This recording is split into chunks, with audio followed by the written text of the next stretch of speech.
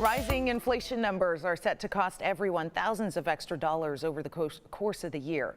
A recent report by Moody's Analytics shows we're having to spend $296 more every month compared to what we used to. Now, this is largely due to a slow in the supply chain, but with no quick end in sight, what can you do now to make sure you're set in the future? I've got one word for you: budgeting.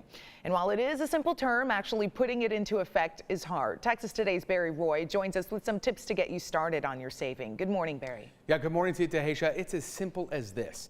Budgeting is all about prioritizing expenses and weighing them out. What are your needs versus what are your wants? Florida Zuniga says the best thing you can do is to make a list. Yes, it's old school, but it works and it really helps you see where your money is going once it comes in. She says if you're having a hard time distinguishing what's important, break it down into what you need to live and what you can do without.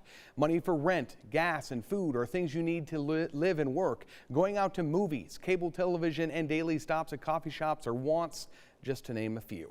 Zuniga says it's about being organized and disciplined, and while it isn't easy and won't happen overnight, the good news is there really isn't a wrong way to do it as long as you stay honest with yourself. These are things that you make decisions over your life. You are the one that knows what you need and what you want and how to spend that. It's just thinking through those issues, I think or those expenses, I think is the best way to do it. And there's no right or wrong. I think it's whatever works for you. After option and a popular one is the 50-30-20 method of budgeting to maximize your money. In this method, you spend 50% of your after-tax dollars on the needs, no more than 30% on wants, and at least 20% on savings and debt repayment. Over the long term, NerdWallet says those who strictly follow this, the goal is to have manageable debt, room to indulge, and a savings account for a rainy day. If you'd like to find out how this budgeting approach applies to your money, we have all that linked up to our website, kcntv.com.